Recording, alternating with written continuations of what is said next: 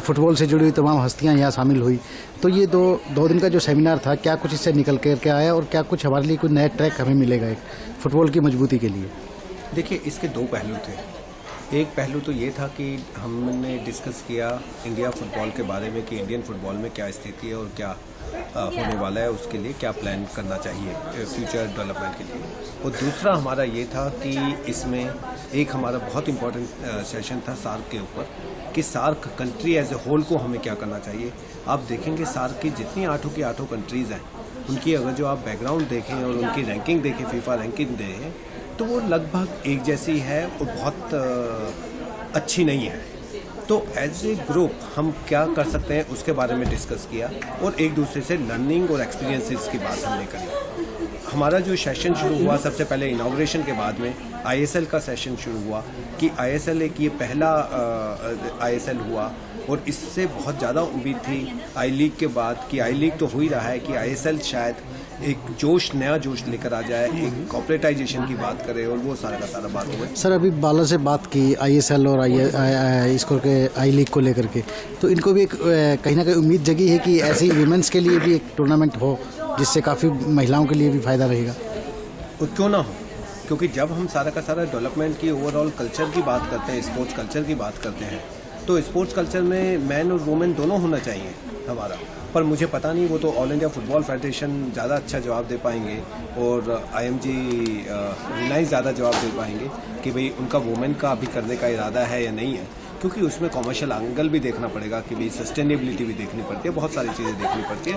पर आपका आइडिया और आपकी जो ये बात है, ये बिल्कुल ठीक कह रहे हैं कि वुमेन के बारे में भी सोचना चाहिए। सर, अभी फुटबॉल की हम मतलब 170 की रैंकिंग पे चल रहे हैं, तो क्या कुछ उम्मीद की जा सकती है कि ऐसे सेशनों से कुछ एक नया आईक्यू, नई दृष्टिकोण के अपनाते हुए हम कुछ रैंकिंग को उठाने में, ग्रो करने में, और फंड राइजिंग की जो बात आई सेशन के अंदर कि कॉर्पोरेट सेक्टर फंड राइजिंग के लिए, स्पोर्ट्स के लिए एक थोड़ा सा ध्यान दें, तो क्या कुछ लग रहा है कि अभी आने वाले कुछ दिनों में कुछ होप, उम्मीद जगेगी?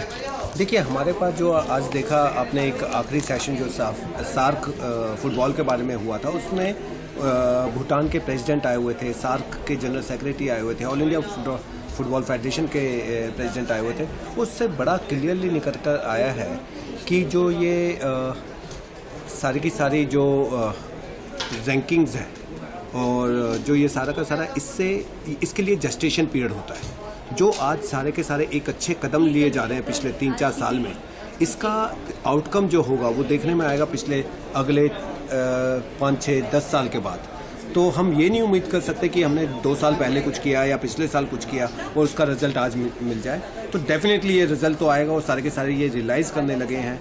ग्रास रूट लेवल के प्रोग्राम शुरू कर दिया है उन्होंने, डेवलपमेंट लेवल के प्रोग्राम शुरू कर दिए और उसका रिजल्ट जरूर आएगा। बट अभी हम उम्मीद ना करें कि ये एकदम आ जाएगा रिजल्ट। सर, फिक्की काफ़ी दिनों से काफ़ी अच्छे इनिशिएटिव ले रहा है। पहले आपने बिजनेस समिट आपका लास्ट रहा, उसके अंदर आपने काफ़ी बड़ा एग्जीबिशन लगाया और अभी आपने इतना एक इंटरनेशनल, जो 3rd इंटरनेशनल ये समिट किया है। तो अभी क्या होप की जा सकती है कि फिक्की आगे भी कुछ इस तरह के इनिशिएटिव कुछ एक्स्ट्रा करने का प्रयास करेगा? देखिए, इसके अंदर फिक्की तो हमारा एक ध्येय और उद्देश्य है कि हम ज़्यादा से ज़्यादा प्रोग्राम करें और ज़्यादा से ज़्यादा लोगों को लेकर आएँ इस प्लेटफॉर्म पर और उनको जागरूक करें कि स्पोर्ट्स भी एक बहुत डुएबल और बहुत इम्पोर्टेंट एस्पेक्ट है। और करने के लिए हमने शुरू किया एक समिट से, फिर उसके बाद हमने शुरू किया फुटबॉल की बात करनी शुरू करी, फिर हमने नेशनल स्पोर्ट्स डे मनाने की बात करी और इस बार हम करने वाले हैं नेशनल स्पोर्ट्स डे पर एक लॉन्च करेंगे जो कि ट्रांस हिमालयन कार रैली की बात करेंगे।